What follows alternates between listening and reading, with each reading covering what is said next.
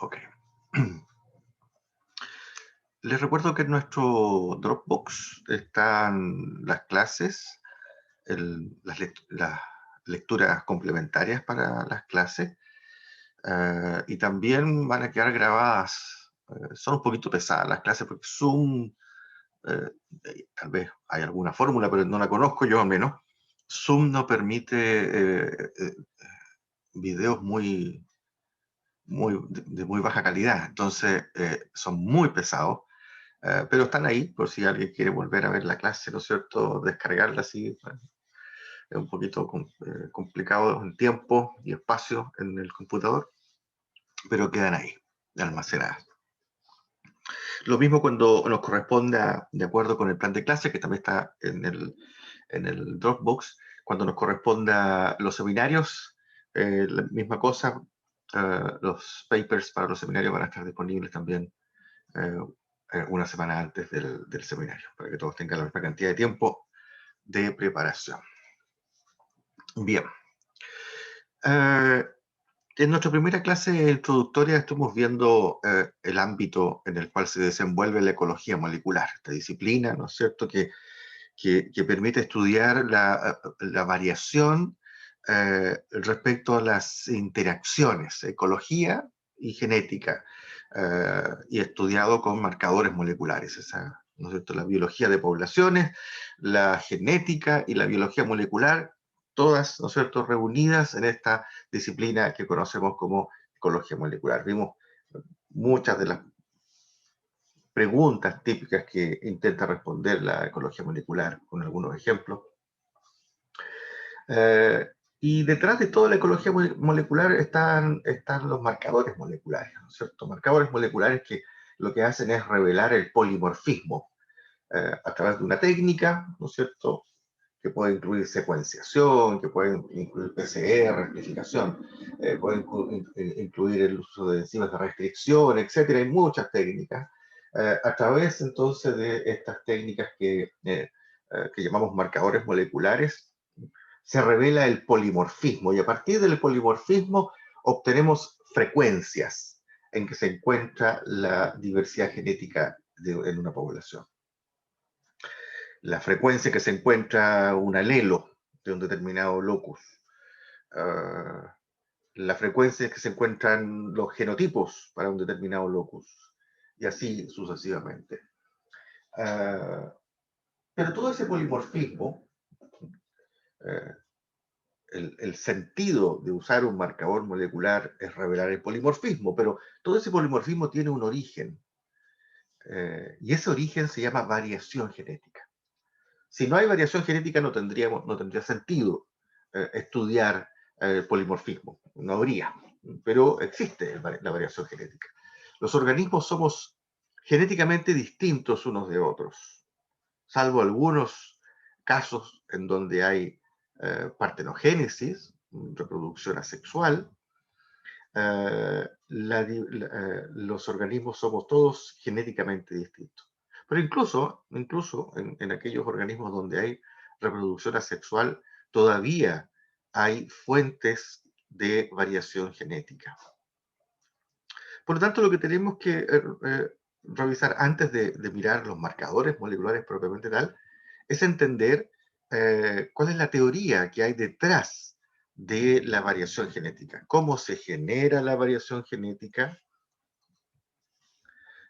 cómo se genera la variación genética, cómo evoluciona la variación genética a nivel del DNA, es lo que conocemos como evolución molecular, y cómo toda esta información, perdón, cómo toda esta información la vamos a usar, esta teoría, la teoría que explica el origen de la variación genética, la teoría que explica la evolución de la variación genética a nivel molecular, cómo la vamos a usar como el fundamento para la aplicación de los marcadores moleculares. El marcador molecular no es una simple receta que uno aplique, ¿no es cierto?, y obtiene automáticamente los resultados. No, hay detrás una serie de supuestos. Detrás del marcador molecular hay supuestos genéticos, hay supuestos evolutivos, que son los que vamos a revisar precisamente hoy día. El material genético, eh, cuando se comenzó a estudiar cuál era el material genético, estoy hablando ya de 1900, inicio de 1900, siglo XX, eh, después de que se habían redescubierto los trabajos de Mendel, las proporciones mendelianas, la pregunta fue, bueno, ¿dónde reside esa información? ¿Dónde está esa información? ¿Qué componente celular es el que contiene la información genética? Y en ese momento los investigadores se pusieron de acuerdo respecto a que el material genético tenía que cumplir con algunas características mínimas, que son estas que están aquí. El material debe ser estable, el material genético debe ser estable, o sea, la información genética, que es la que contiene la información para la construcción de organismos, para la estructura de una célula, para que esa célula se reproduzca, para que esa célula se diferencie, esa información debe ser estable. No puede estar cambiando cada rato, ¿no es cierto? De una mitosis a la siguiente no puede haber cambio. ¿No? Tiene que ser entregada la información genética de una manera fidedigna, ¿no es cierto? Y para eso existe la replicación del DNA, que permite entonces que la información genética sea transmitida de una célula a las células hijas de una manera estable. Debe ser, por lo tanto, capaz de replicarse para que pueda, ¿no es cierto?, ser entregada a la siguiente generación, tiene que ser capaz de replicarse, ¿no?, de manera fidedigna. Y, sin embargo, tiene que tener alguna fuente de variación, porque de otra forma no se podría explicar la diversidad biológica, la evolución orgánica. Sin embargo, esa variación tiene que ser eh, muy lenta, muy pequeñita en cada generación. Pocos cambios, de modo de no contradecir el primer punto respecto a la estabilidad. Esas son las características que debe poseer el material genético. Y por lo tanto, ¿no es cierto?, nos vamos a centrar en esta última, en la variación. Si no hay variación, no existe riqueza biológica. No existe complejidad, no existe belleza de los organismos vivos, ¿no es cierto?, que han inspirado a las ciencias naturales, a las ciencias biológicas en particular, ¿no es cierto? Aquí estamos viendo en esta diapositiva la variación en los ojos de reptiles, diferentes tipos de ojos en reptiles. Aunque la replicación sabemos que es bastante precisa, una característica del material genético, como vimos recién, el DNA todavía puede sufrir cambios, y estos cambios son esenciales para que ocurra la evolución. Estos cambios ocurren durante la replicación, durante la etapa en que el DNA se está duplicando, porque se requiere la duplicación para que el material sea entregado en partes iguales a las células hijas, como consecuencia de la mitosis, ¿no es cierto?, sea entregada en partes iguales, se tiene que replicar el DNA. Sin embargo, a veces el sistema se equivoca y en lugar de colocar, ¿no es cierto?, el nucleótido correcto donde debería haber ido, coloca, ¿no es cierto?, aquí tenemos esta pareja, color lila con verde, sin embargo se equivoca y coloca amarillo en lugar de verde. Ese cambio lo llamamos mutación. Y las mutaciones son las que han explicado, son las que explican, porque todavía continúa, la evolución. Las características que distinguen a los humanos, chimpancés, gorilas, orangutanes, ¿no es cierto?, son pequeñas, pero existen. Y esas se deben a las mutaciones. Se deben a cambios en el DNA que pueden significar cambios en la proteína, en una proteína que se está codificando en el lugar, en el gen donde ocurrió el cambio. O un cambio que afecte a una zona que regula la expresión de un determinado gen. Estas mutaciones, entonces, son las que originan la variación. eh, y si esas mutaciones ocurren a nivel de las células gaméticas, vale decir, ¿no es cierto?, las células que van a entregar la información a la siguiente generación, esa variación se convierte en variación hereditaria, que es esencial, ¿no es cierto? Aquí, para que ¿no es cierto?, tengamos una referencia, aquí están la gama de colores de ojos que podemos encontrar en humanos, ¿no es cierto? Y esta variación se debe a la acumulación de mutaciones para los genes que codifican para las proteínas encargadas de la síntesis de pigmentos. ¿Cómo evolucionan los genes? ¿Cómo evolucionan los genomas? Los genomas, el conjunto de todos los genes. Hoy día más bien pensamos en la evolución de genomas más que en la evolución de genes, en la evolución del conjunto, porque hoy día sabemos, ¿no es cierto?, que los genes no se mandan solos, ¿no es cierto? Los genes están bajo el control de regiones regulatorias, por lo tanto es importante tener una mirada global de la evolución de los genomas. Esas regiones regulatorias, a su vez, interactúan con proteínas regulatorias que también son codificadas por genes. Por lo tanto, no basta con mirar uno o dos genes, hoy día hace falta mirar el conjunto. Aquí tenemos una idea de eh, cómo es la evolución, cómo ha ocurrido la evolución del tamaño de los genomas en este caso. 10, 100 kilobases, 1 megabase, 10 megabases está en escala logarítmica. Y lo que nos muestra es que desde los procariotas, las bacterias, ¿no es cierto?, hacia los eucariotas superiores, tenemos un incremento en general, un incremento del tamaño del genoma. Sin embargo,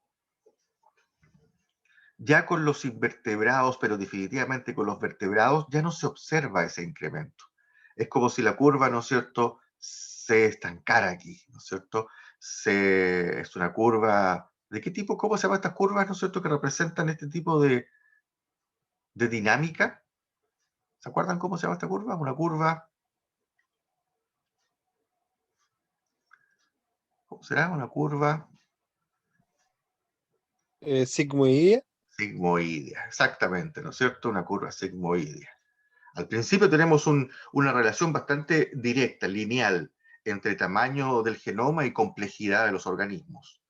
Los hongos más complejos que las bacterias, los protistas más complejos que los hongos. Las plantas más complejos que los protistas y que los hongos y las bacterias. Pero cuando llegamos a los animales, esto ya comienza a ser menos evidente. El tamaño de los genomas es más constante, en promedio, en promedio. ¿Cómo evoluciona esto? ¿Cómo se llegó a esto?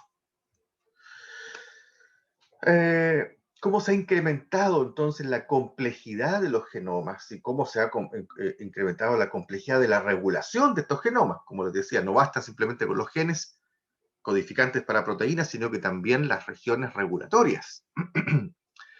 Entonces, si aquí tenemos un genoma original, a la izquierda, a la derecha vamos a tener la novedad genética. ¿Cómo cambian los genomas? Lo más sencillo, una mutación puntual. Una mutación puntual. Un cambio sencillo que puede haber ocurrido dentro de un gen o podría haber ocurrido dentro de una región regulatoria de ese gen. Una región que tiene que ver con la velocidad a la cual ocurre la transcripción. Esas son las zonas regulatorias. Los promotores, los intensificadores, ¿no es cierto? Son regiones, son secuencias de DNA que son reconocidas por proteínas que aceleran la transcripción. Por lo tanto, se va a producir más RNA mensajero y eventualmente más de un producto génico, más de una proteína. Más cantidad, no más de una, no me refiero a distintas, sino que a más cantidad de una misma proteína. Eso puede haber ocurrido por una mutación sencilla. Sin embargo, también los genomas pueden evolucionar por duplicaciones de genes completos. este gen podría haberse duplicado y el resultado serán dos genes iguales que ahora podrán ir acumulando mutaciones de forma independiente. Cada una de las mutaciones ocurren por simple azar, cualquier sitio. Por lo tanto, cada uno de estos dos genes podría empezar a acumular nuevas mutaciones y eventualmente estos dos genes se podrían diferenciar y el segundo, la copia, podría ganar una nueva función. De hecho, así ha ocurrido para muchas familias génicas.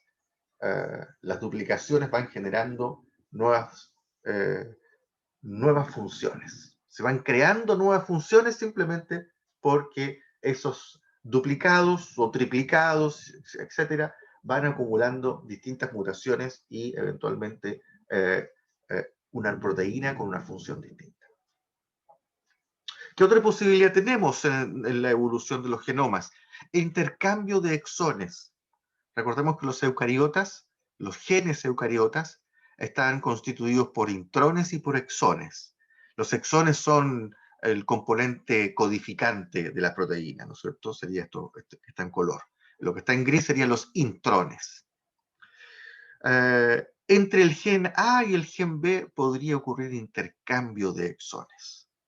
Y por lo tanto, al ocurrir un intercambio de exones, se generan nuevas combinaciones de exones y esas nuevas combinaciones de exones pueden explicar nuevas proteínas que podrían tener nuevas funciones. ¿Qué otros mecanismos también conocemos que explican la evolución de los genomas? La transferencia horizontal de genes. Cuando se descubre este mecanismo, Barbara McClintock descubre, ¿no es cierto?, en los años 60, descubre la transferencia horizontal de genes mediada por transposones. Nunca se imaginó que los genomas iban a estar constituidos por una proporción de genes que han sido transferidos de otras especies en porcentajes tan altos como un 5, como un 10, como un 15, hasta un 20% de los genomas, gracias a los proyectos de secuenciación de genomas. Cuando se analizan los genomas, resulta que el porcentaje de genes que han sido transferidos desde una especie a otra especie, desde un organismo a otro organismo, como se indica aquí se está transfiriendo, ¿no es cierto?, este gen rojo desde el organismo A se transfiere al organismo B y el resultado es un organismo B que tiene ahora un nuevo gen que se lo transfirió otro organismo. Y eso es muy frecuente con, como les decía, con los proyectos genomas, las secuenciaciones de los genomas. Se ha podido verificar que estos eventos de transferencia horizontal de genes han sido mucho más frecuentes de lo que uno podría haberse imaginado. 15% en drosófila, casi un 20% en humanos. Nuestra interacción con otros organismos ha permitido esta transferencia. Y aquí es donde participan los virus. Los virus han sido un agente vector del movimiento de genes de una especie a otra especie. En plantas que han recibido genes desde hongos, insectos que han recibido genes desde hongos, todas características entonces de la variación genética promovida por la transferencia lateral de genes. Entonces, si englobamos todos los mecanismos que generan variación genética, los podemos agrupar aquí, en estos 4 grupos. Mutaciones génicas o puntuales, alteraciones cromosómicas, que son las que explican los movimientos de genes, las duplicaciones de genes, los intercambios de exones, alteraciones cromosómicas involucran grandes segmentos de los cromosomas. Elementos genéticos móviles, como los transposones, ¿no es cierto?, los virus, y por supuesto la recombinación, un fenómeno natural que involucra tanto al crossing over, que es el entrecruzamiento que ocurre durante la meiosis en los organismos de reproducción sexual, como también la forma en que se segregan los cromosomas durante la formación de los gametos. Recombinación que permite la reorganización de la variación genética y que incluso también participa en organismos de de reproducción asexual. También la recombinación puede participar a través de precisamente la combinación con los elementos genéticos móviles. Los elementos genéticos móviles se pueden incorporar al genoma gracias a la recombinación. Entonces, aquí tenemos los 4 grandes mecanismos que dan cuenta de la variación genética en todos los genomas, desde procariotas hasta los eucariotas superiores. ¿Qué es lo que es una mutación? Una mutación fue definida a inicio muy temprano del siglo XX como una forma de explicar la variación en una planta, en la planta onagra. Aquí Hugo de Vries, ¿no es cierto?, se le ocurrió la palabra mutación, un mutante. Eh, el, el, el, la mayoría de las plantas tenían una flor de un color y resulta que algunas tenían otro color. Y dijo, esto es un mutante. Y ahí aparece la palabra mutación. Así de sencilla era, para reflejar un cambio en el patrón general de coloración de una flor. Pero ¿cuál es el concepto de mutación? Para entender el concepto tenemos que partir de un punto de referencia. Y el punto de referencia lo vamos a denominar como el wild type, el tipo silvestre. Ese es nuestro punto de referencia. El cambio desde el tipo silvestre a cualquier nuevo tipo lo llamamos entonces mutante. En el caso, por ejemplo, aquí de la mosca drosófila, que fue donde precisamente se acuñó esta idea del concepto de mutación, más allá del nombre, el concepto significa que esta mosca de ojos rojos es la mayoritaria, es la más frecuente en la naturaleza y la llamamos del tipo silvestre. Mientras que esta mosca de ojos blancos es poco frecuente y se le denomina entonces mutante de ojos rojos, perdón, de ojos blancos, perdón, en este caso. Es una condición nueva, es una condición poco frecuente, es una mutación que es una condición que antes no estaba. Todas esas, ¿no es cierto?, se aplican para entender qué es lo que es un organismo mutante.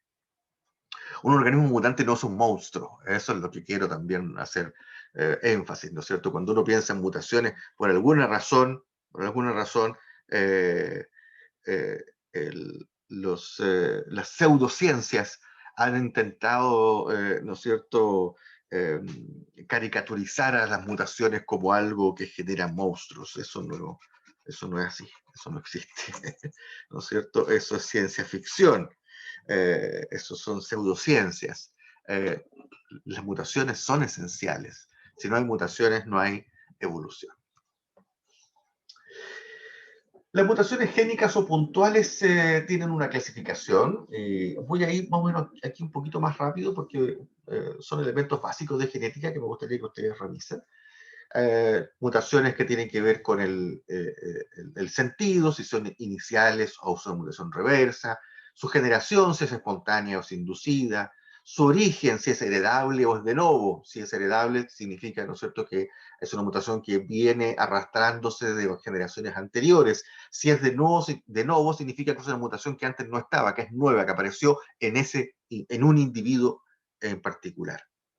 Su ocurrencia, si es que ocurre en las células somáticas o en la línea germinal, si ocurre dentro del gen o ocurre fuera del gen, sus consecuencias moleculares, si afecta o no a la expresión de una proteína, si afecta o no a la estructura de una proteína.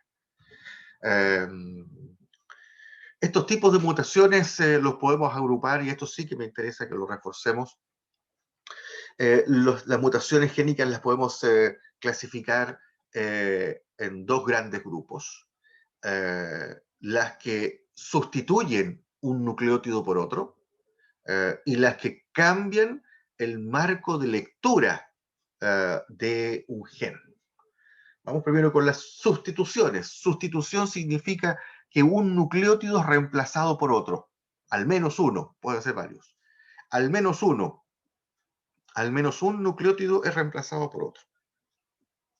Por ejemplo, en este tipo de mutación que se llama transición, cuando el cambio involucra una purina por purina o una pirimidina por pirimidina, son los tipos de bases nitrogenadas, Este cambio de adenina a guanina involucra un cambio en el aminoácido, aquí está la secuencia original, un cambio en el aminoácido que va a ser codificado eh, por el DNA. ¿No es cierto? El DNA es el que contiene la información. La información está basada en secuencias de nucleótidos. Y esa secuencia de nucleótidos contiene un código que se llama código genético. Ese código es de 3 nucleótidos, se llama codón. Y ese codón es transcrito a un RNA, que es el que lleva la información, el mensaje, el RNA mensajero. Y ese mensaje genético luego va a ser traducido en la forma de una proteína, en una secuencia de aminoácidos. Cuando ocurre una sustitución, en este caso se sustituye esta adenina por una guanina, ese cambio hace que este codón ya no codifique para serina, sino que ahora codifique para prolina. Y eso puede alterar la función o puede alterar la estructura de una proteína. Lo mismo en el caso de las transversiones. Transversiones cuando el cambio es de una purina a una pirimidina o de una pirimidina a una purina. En este caso, nuevamente, el primer nucleótido aquí, esta adenina cambia a timina y en lugar de codificar serina, ahora codifica treonina. Esas son las sustituciones. Se sustituye un nucleótido y como consecuencia se sustituye un aminoácido. Cambia el aminoácido, se sustituye el aminoácido. Mientras que por otra parte tenemos también a las mutaciones que cambian el marco de lectura, las inserciones y las deleciones.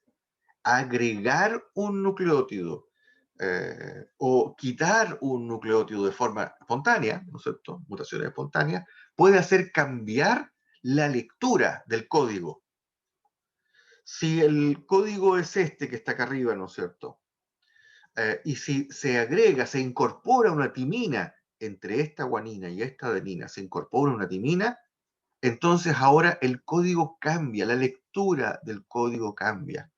Desde ese punto en adelante, el código ha cambiado y cambia completamente la proteína. Lo mismo en el caso de que un nucleótido fuese sacado, delecionado, como podría ser esta timina de aquí. Si esa timina se pierde, entonces también, como resultado, cambia la secuencia de nucleótidos. Cambia la secuencia de aminoácidos. Las mutaciones, entonces, pueden ser de dos tipos. Aquellas que sustituyen un nucleótido y aquellas que cambian el marco de lectura del código genético. Aquí está el código genético, ¿no es cierto? ¿Cómo se generan esas mutaciones? Estas mutaciones, ya sean, por ejemplo, en el caso de las sustituciones, y ya sean transiciones o transversiones, aquí están las purinas, adenina y guanina, las pirimidinas, citosina y timina.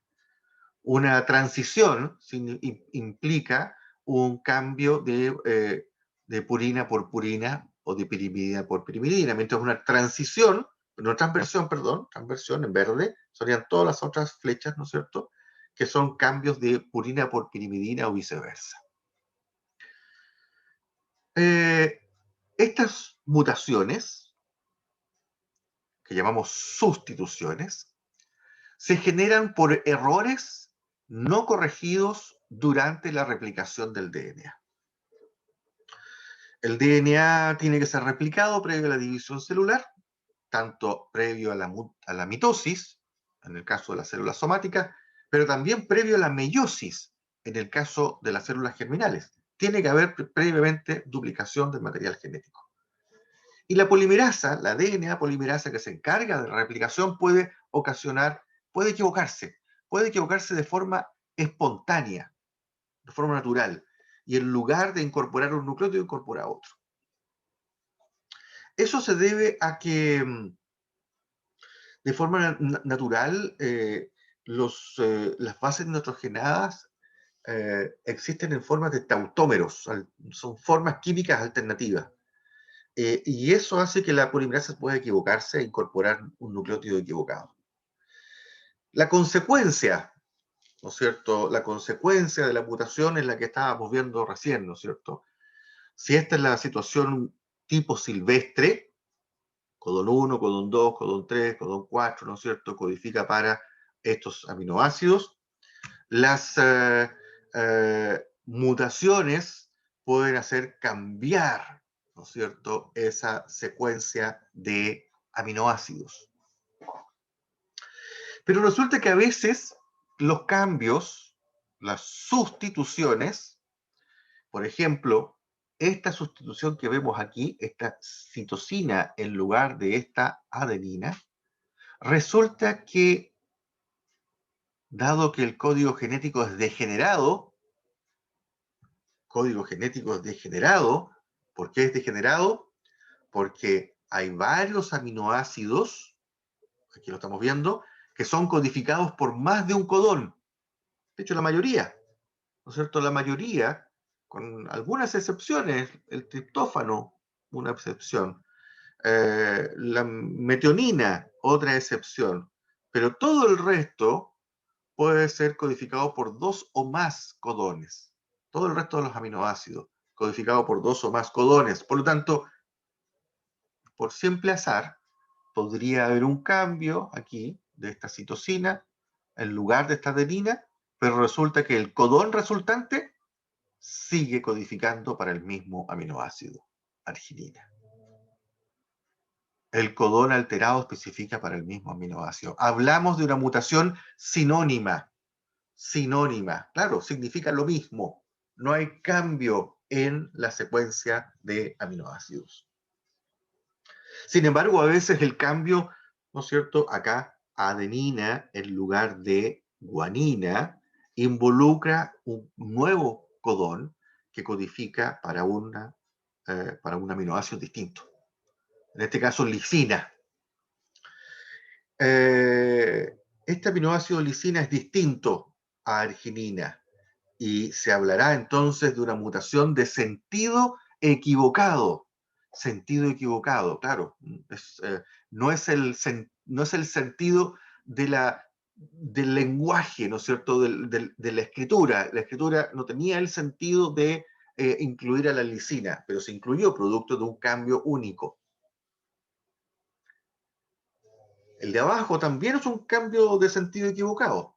Aquí está timina en lugar de guanina y produce, ¿no es cierto?, un codón que codifica ahora para isoleucina. Los dos son de sentido equivocado, sin embargo, el de abajo es más complicado que el de arriba. La consecuencia funcional para la proteína va a ser mayor en el caso de la isoleucina que en el caso de la lisina. Y eso es porque los aminoácidos, como ustedes recordarán, se clasifican de acuerdo a ciertas características físico-químicas. Aminoácidos básicos, por ejemplo.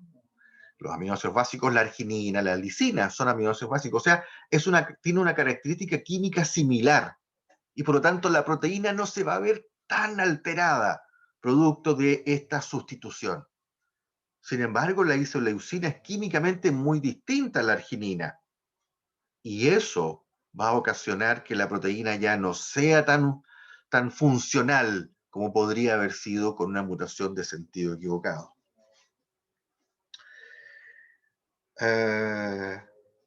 Otro tipo de mutación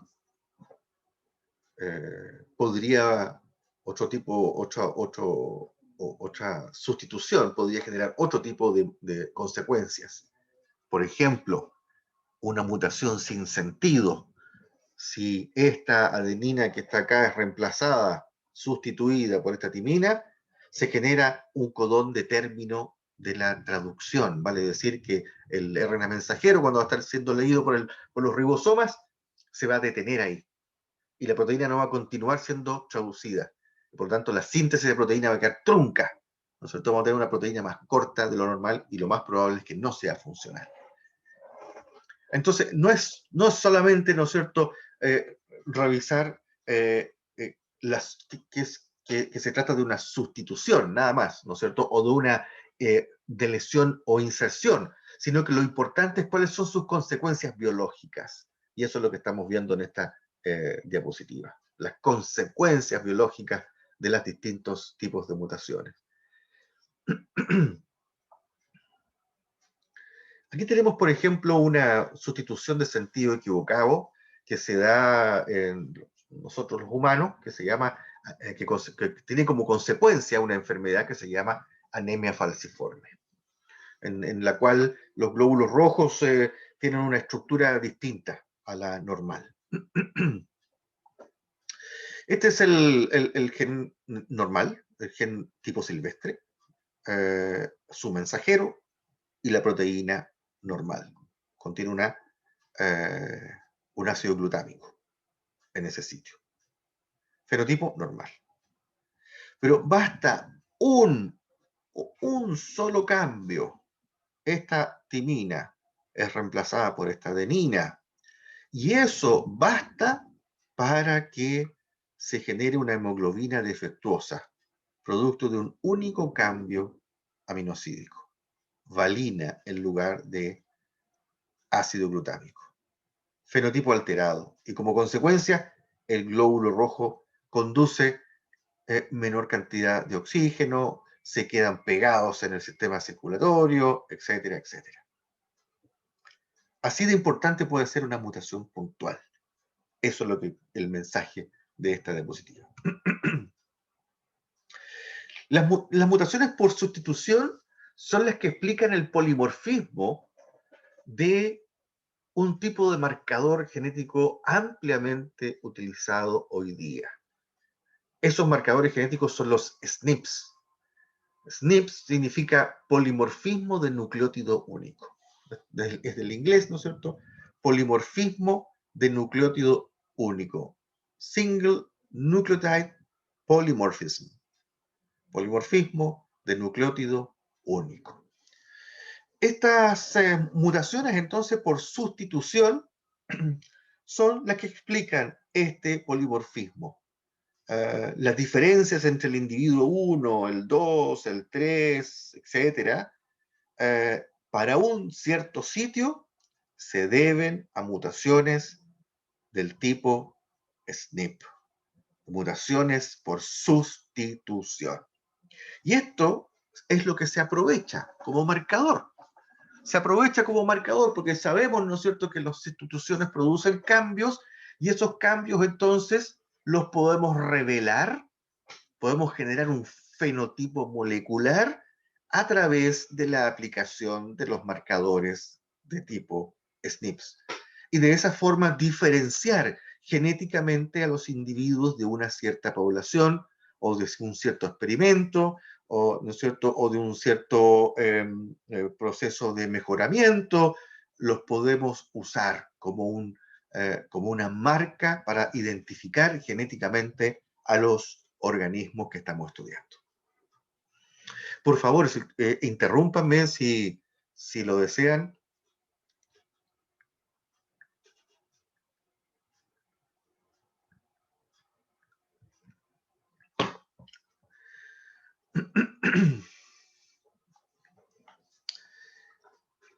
Además de las sustituciones, yo también les había mencionado que habían otros tipos de mutaciones por inserciones o adiciones y deleciones. Adición o inserción, lo mismo. Estas mutaciones tienen un origen bien especial,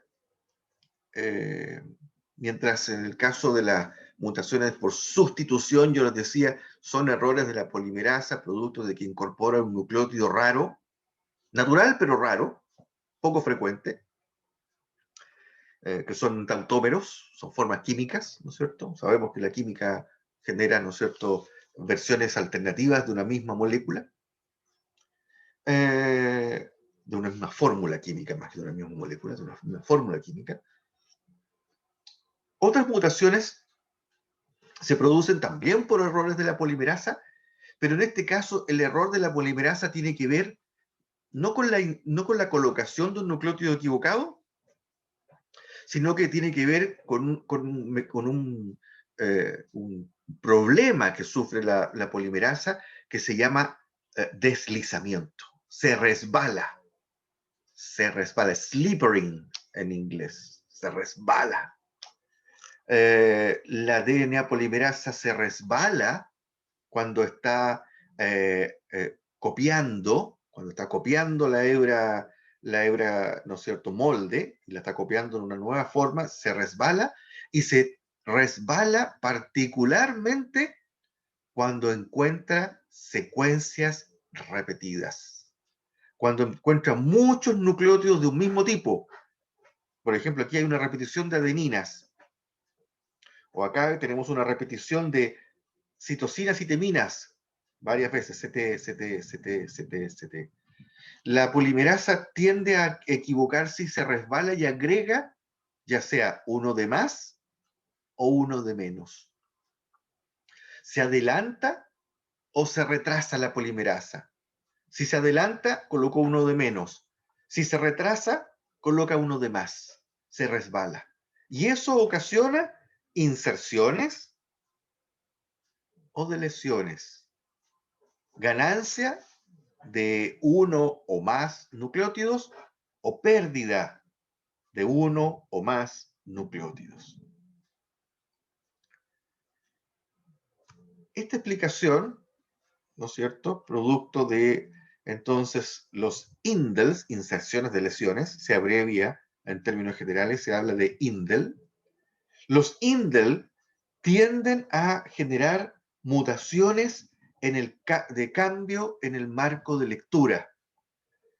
Vale decir, si se agrega un nucleótido aquí, en lugar de ir leyendo treonina, lisina, arginina, glicina, la síntesis de proteínas va a leer ahora, los ribosomas van a leer treonina y después van a tener un codón nuevo que antes no estaba, porque se agregó aquí, entre estas dos adeninas se agregó una guanina y ahora el código genético se cambió. Cambió el orden de los tres, ¿no es cierto?, nucleótidos, de los codones, y ahora lee algo muy distinto. Estas mutaciones, por lo tanto, generan graves consecuencias para el funcionamiento de la proteína, porque desde el sitio en donde ocurre la inserción de lesión, de ahí en adelante la secuencia de aminoácidos es completamente distinta. Profesor, ¿Dónde? Adelante, por favor. ¿qué acción tienen los virus en las mutaciones? Generalmente los virus actúan en la maquinaria genética, digamos, replicándose y formando nuevos virus. ¿Qué acción pueden tener en la mutación de otra especie? Lo vamos a ver enseguida. Vamos a conversar brevemente cuando hablemos sobre las transferencias laterales de genes. Ahí es donde participan los virus, precisamente.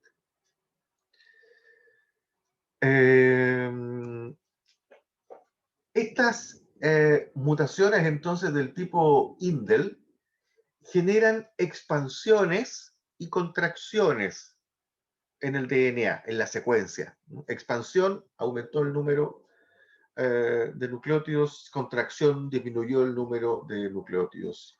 Y estas expansiones, contracciones ocurren con mayor frecuencia en estas zonas del DNA que yo les contaba que son repetidas. Secuencias simples repetidas, conocidas con el acrónimo SSR. Las secuencias simples repetidas. Aquí tenemos una secuencia simple repetida, CAG. El trinucleótido, la CAG, está repetido varias veces aquí en el DNA. Cuando viene la polimerasa empieza a leer y se resbala. Se resbala porque como es todo igual, no tiene un punto de referencia y tiende entonces a, ya sea, retroceder, y al retroceder va a agregar otra copia de la repetición, o tiende a adelantarse y en ese caso habrá se habrá saltado un nucleótido o varios nucleótidos y por lo tanto va a producir una delesión. Eso es lo que ocurre con estas zonas repetidas. Y resulta que estas zonas repetidas, estas expansiones, contracciones, el número de repeticiones simples en tándem particularmente las que están una detrás de la otra, se conocen como STR, la consecuencia es que modifican el largo de una determinada secuencia. Aquí estaría, ¿no es cierto?, el largo de esta repetición CCA. Podría tener 1, 2, 3, 4, 5, 6 repeticiones, 1, 2, 3, 4, 5, 1, 2, 3, 4. Y en distintos individuos podríamos encontrar entonces distintos longitudes para una determinada zona del DNA que contiene a estas repeticiones simples en tándem. Estas zonas reciben el nombre de microsatélites. Estas zonas que contienen a estas repeticiones simples en tándem reciben el nombre de microsatélites. Y esos microsatélites pueden crecer en número o disminuir en su número. Solamente podría ser uno u el otro, o podrían haber múltiples variantes, tanto con una repetición más, o con una o dos o tres repeticiones menos. O podría pasar que se favorece, en general se favorecen los alelos más largos que los más cortos, o que se favorecen los alelos cortos en lugar de los más largos. Como sea, esto genera un polimorfismo que podemos aprovechar. Este polimorfismo del largo de las regiones microsatélites, del largo de estas repeticiones cortas en tándem, las podemos aprovechar como marcador genético. Aquí surgen los marcadores microsatélites, otro de los grandes, ¿no es cierto?, marcadores moleculares que se utilizan hasta el día de hoy, ¿no es cierto?, ampliamente en distintas disciplinas, porque permiten identificar individuos de acuerdo con el número de repeticiones en tándem. Esa es una característica. Estos indels generan entonces, estas inserciones de lesiones, generan expansiones y contracciones en el número de repeticiones. Y esos cambios van a ser propios de cada individuo. Si aplicamos varios loci microsatélites para cada individuo, vamos a darnos cuenta de que cada individuo es genéticamente distinto. Es un muy buen marcador molecular. Se genera mucho polimorfismo, porque son zonas donde va ocurriendo con mucha frecuencia mutaciones de este tipo. Estas mutaciones son mucho más frecuentes que las mutaciones SNPs, por ejemplo. Estas ocurren con mayor frecuencia, como 2 órdenes de magnitud más frecuentes, hasta 3 órdenes de magnitud más frecuentes que otras regiones del genoma. Por lo tanto, nos generan una oportunidad para usarlos como una herramienta para estudiar el polimorfismo en las poblaciones, para utilizarlo como polimorfismo en un procedimiento de mejoramiento, para hacer identificaciones genéticas, ¿no es cierto? Paternidades, por ejemplo, determinar cuáles son los parentales, cuáles son los descendientes, hacer estudios de ancestría, genealogías, ¿no es cierto?, hacia atrás, etcétera, etcétera, una serie de oportunidades. Bien. Una de las grandes preguntas respecto a las mutaciones ha sido siempre si las mutaciones ocurren o no por azar. Hasta ahora nosotros yo les he mencionado que son errores espontáneos de la polimerasa. ¿Cómo se demostró que efectivamente son errores espontáneos? Que es azar, que no hay detrás necesidad fisiológica, porque es muy frecuente escuchar a profesionales del área de las ciencias naturales, de las ciencias de la salud, de las ciencias agronómicas, hablar de las mutaciones como si éstas ocurriesen por necesidad, como que los genomas mutaran para resolver un problema. Por ejemplo, la resistencia a insecticidas. He escuchado muchas veces, los insectos mutan para resistir a los insecticidas. O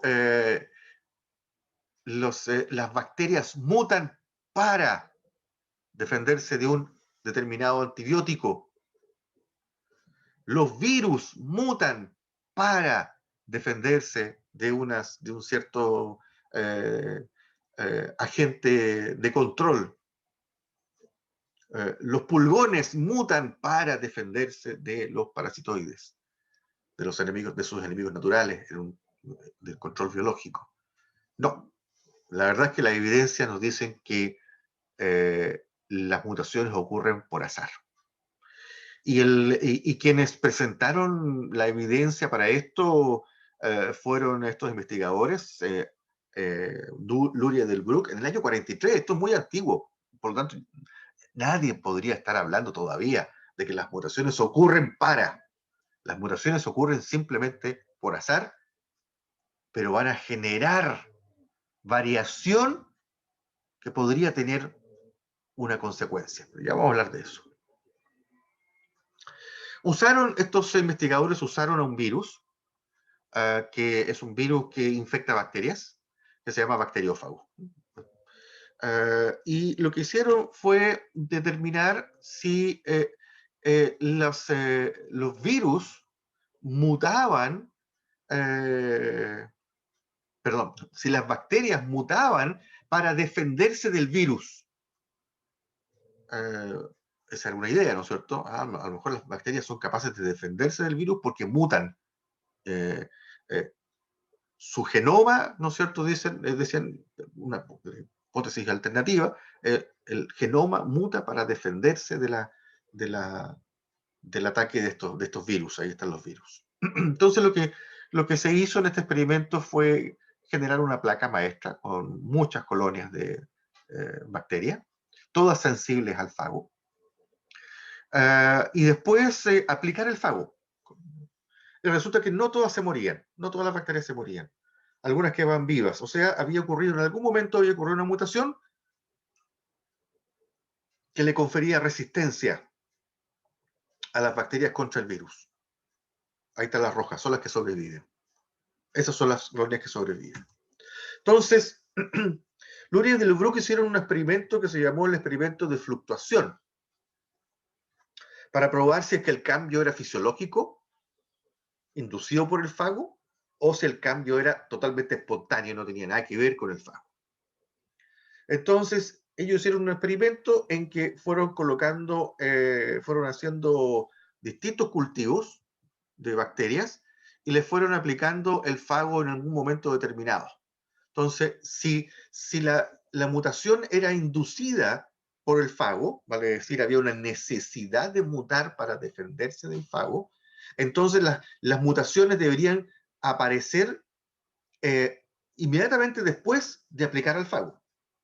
¿No es cierto? Así debería ocurrir, ¿no es cierto? Si aplicamos el fago en esta etapa, entonces siempre en la siguiente generación deberían aparecer mutantes. Mientras que la hipótesis, ¿no es cierto?, alternativa es que las mutaciones ocurren al azar, en cualquier momento, da lo mismo si se aplicó o no se aplicó el fago. Entonces, en un cultivo podría haber aparecido, claro, justo en el momento que se aplicó el fago, pero en otros cultivos podría ni siquiera haber aparecido. O en otros podría haber aparecido el mutante mucho antes de que se aplicara el fago. Ahí están las dos hipótesis. La hipótesis nula, las mutaciones ocurren por necesidad, y la hipótesis alternativa, las mutaciones ocurren completamente al azar, son impredecibles. El resultado experimental, aquí está el resultado experimental, muestra que no hay un número estable, ¿no es cierto? No hay un número estable. Aquí aparecieron 6 mutantes, 5, 10, 8, 24, 13, 165 mutantes. No hay un número estable de mutantes por placa. Lo que nos dice que no hay entonces estabilidad. No es que aparezcan las mutaciones en respuesta a, sino que las mutaciones son completamente espontáneas. hay una fluctuación, por eso se llama la prueba de fluctuación, una fluctuación en el número de mutantes en el tiempo, que no tiene nada que ver con la presencia del fago. Se demuestra entonces con este sencillo experimento, año 1943, ya casi 100 años, vamos para allá, 80, que las mutaciones son al azar. ¿Cierto? Las mutaciones entonces son espontáneas, aparecen en cualquier momento. No es que aparezcan las mutaciones cuando haya una necesidad, sino que aparecen las mutaciones en cualquier momento. Estas mutaciones además tienen una característica, que tienen una muy baja frecuencia. Son espontáneas y además la tasa de mutación es muy baja. La tasa de mutación, fíjense, aquí está expresado en base a pares de bases por ronda de replicación. Para la bacteria Escherichia coli, 5,4 por 10 elevado a menos 10, o sea, 5 cambios en cada 10.000 millones de nucleótidos. En humano, 5 cambios por cada 100.000 millones de nucleótidos, por cada replicación. O sea que el número, ¿no es cierto?, de mutantes efectivos va a ser sumamente bajo, sumamente bajo. De una generación a la otra, ¿no es cierto?, prácticamente no hay cambio, no hay cambio. Las mutaciones, entonces, tienen un efecto en el largo plazo, en el largo plazo. ¿Efecto sobre qué? Efecto sobre la diversidad genética. ¿Cómo medíamos la diversidad genética? Lo aprendimos en la clase pasada. La diversidad genética la medíamos con las... ¿Cómo medíamos la estructura genética de una población? Con las... A ver si estamos despiertos todos. ¿Cómo medíamos? Con la frecuencia de los... Exactamente, ¿no es cierto? Conociendo la frecuencia. Con las frecuencias en que se encuentran los genes, ¿no es cierto? Sabemos que si las mutaciones están o no teniendo un efecto. Profesor, Adelante, por favor. disculpen, ¿y usted a qué le llama largo plazo?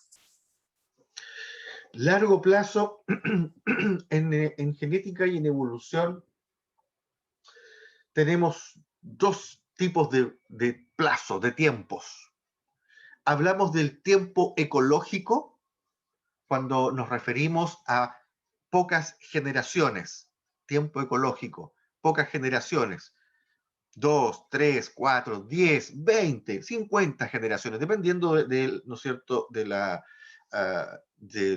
modo de reproducción, ¿no es cierto?, de la especie, del tiempo generacional de la especie. Eso es tiempo ecológico. Algo que podamos medir, algo que podamos medir nosotros como observador, ¿no es cierto? Por supuesto que está sesgado desde el punto de vista humano, ¿no es cierto? Es lo que podemos medir. En el caso de los elefantes, estamos fritos, ¿no es cierto? No vamos a poder ver más de una, tal vez 2 generaciones. Pero en el caso de mosca drosófila, podemos ver muchas generaciones, podemos estudiar muchas generaciones. En el caso de bacterias, muchas generaciones. En el caso de levaduras, muchas generaciones. En el caso de plantas Arabidopsis, muchas generaciones. En el laboratorio o en el campo. A eso nos referimos con tiempo ecológico. Para distinguirlo del tiempo evolutivo, que se mide en millones de años. Millones de años. Y millones de años no me dice mucho cuando los tiempos generacionales se mide en cientos o miles de generaciones. ¿Ok? Entonces estamos hablando de decenas de generaciones en el caso del tiempo ecológico, corto plazo. Y largo plazo estamos hablando de cientos o de miles de generaciones. Las mutaciones, vamos a poder observar el efecto de las mutaciones normalmente en tiempos largos. En cientos, después de cientos o de miles de generaciones. Y aquí viene la explicación de por qué. Y aquí esta parte, ¿no es cierto? Y voy a aprovechar de dejar esto introducido para que hagamos un recreo, porque se nos vino una parte bien teórica. pero que es fundamental para que cuando usemos los marcadores moleculares sepamos de dónde proviene la variación, el polimorfismo que estamos estudiando. Y es entender cómo una mutación afecta a las frecuencias genéticas. Estas frecuencias genéticas, que son las que describen la diversidad de una población, la diversidad genética de una población, pueden cambiar. Y pueden cambiar por efecto de una mutación. ¿Cómo? ¿Cuál va a ser ese efecto? Hay una forma de modelar ese efecto, que es el que vamos a revisar a continuación. Antes de que hagamos un descanso, quisiera que me dijeran cómo vamos. Yo sé que hay heterogeneidad en la formación de ustedes, por eso que intento, en esta primera parte de las clases, voy a intentar, ¿no es cierto?, nivelar, ¿no es cierto?, algunos conceptos básicos de genética y de evolución. ¿Cómo vamos en general? Sí, profesor, vamos bien. Pero una duda. No encontré el link de Dropbox que había enviado. No sé si lo envió. O sea, llegó que iba a enviar un link al correo, pero al final no llegó ningún link a los correos. Por si lo puede reenviar para poder. Pero está en el primer correo, estaba. Incluso les tiene que haber llegado un mensaje de Dropbox con... Sí. Claro, en ese mensaje de Dropbox, si ustedes aceptaban, entonces les daba acceso a una carpeta Dropbox. Y esa carpeta Dropbox es la que yo estoy actualizando todas las semanas con literatura y con las clases. Ya es que a mí no me llegó ningún mensaje de Dropbox, por eso sí. Ya voy a revisar de nuevo el correo. ¿Y revisaste tu correo Utalca? Capaz que te lo haya enviado el correo Utalca. No, ese no lo he revisado aún. Yo creo que está ahí. Yo creo que está ahí.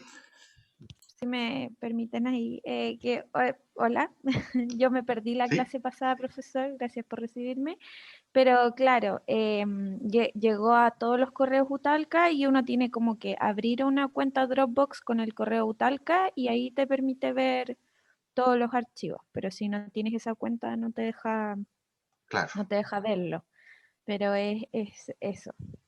Y bueno, aprovecho para decir que por mi parte está todo bastante claro a pesar de que me perdí la clase de primera. Y nada, muchas gracias. Está en la carpeta Dropbox, como les decía, están las clases anteriores grabadas, así que si, en el caso tuyo, Violeta, podrías aprovechar de escucharla, mirarla, para conectarte mejor con esta clase. Ponerme al día. ¿Sí? Sí, yo había revisado solo la clase así, el PPT, porque una compañera Yadira me la había enviado antes, pero entonces voy a revisar a lo mejor el video. Gracias. El video, sí. Está en 2 videos porque trato de que no sean tan pesados. Ahora, por ejemplo, cuando hagamos el recreo, voy a dejar de grabar y después empiezo a grabar de nuevo, cosa que se generen varios videos más cortos. Lo otro que puede hacer, perdón, Aníbal, es que si tú no tienes cuenta Dropbox con el correo Utalca, le puedes pedir o solicitar al profesor Cristian que te dé acceso con tu correo donde sí tienes tu cuenta. Claro. Y lo hice y pude ingresar. Sí, Marcela precisamente me pidió que la incorporara con el correo Gmail. Entonces, tal vez, Aníbal, eso es lo que tenemos que hacer con tu correo Gmail, generarte la invitación. Sí, sí, por favor. Ya, lo voy a hacer al tiro para que me chequees que lo recibe. Ya. Hagamos entonces un break de 15 minutos, son las 11:10 y volvemos a las 11:25. Ok, profesor, muchas gracias. Muy bien.